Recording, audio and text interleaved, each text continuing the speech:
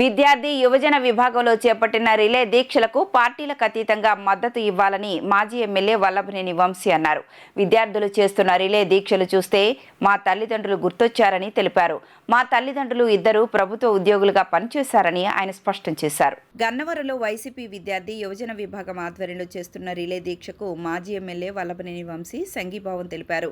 మూడో రోజు దీక్షను నిమ్మరసం ఇచ్చి ఆయన విరమింపచేశారు.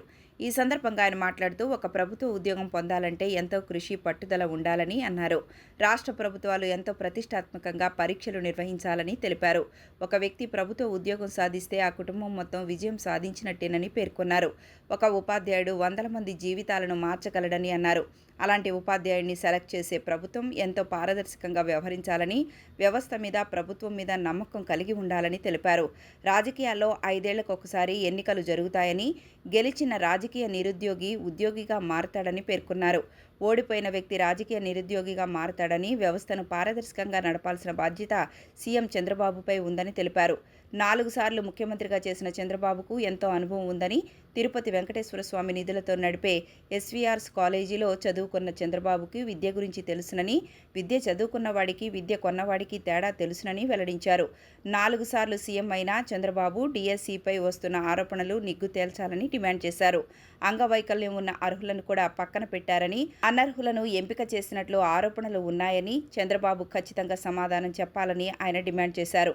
డిఎస్సి ఆరోపణలపై మెజిస్ట్రేట్ జ్యుడిషియల్ ఎంక్వైరీ వేయాలని ఆయన స్పష్టం చేశారు. ఈరోజు గన్నవరం పట్టణంలో జరుగుతున్నటువంటి నిరసన కార్యక్రమానికి హాజరు కావడం జరిగింది.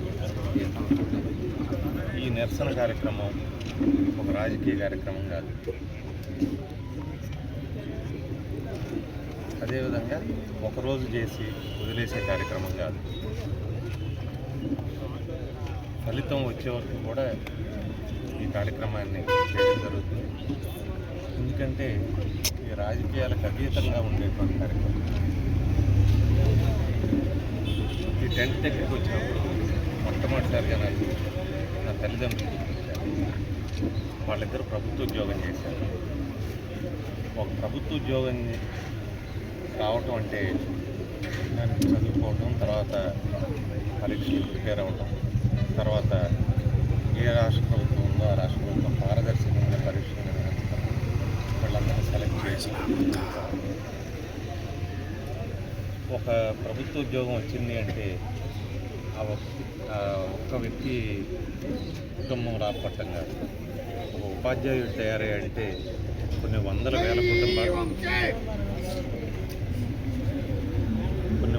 వేల కుటుంబాలు వాళ్ళని తీర్చిదిద్దేటువంటి బాధ్యత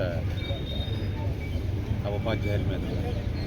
అంత గొప్ప బాధ్యత ఉన్నటువంటి ఉపాధ్యాయులను తయారు చేయడం, ఎంతో పారదర్శకంగా అర్హత కలిగిన వాళ్ళని ఎంపిక చేయడం, ఈ వ్యవస్థ మీద ఒక నమ్మకాన్ని కల్పించడం,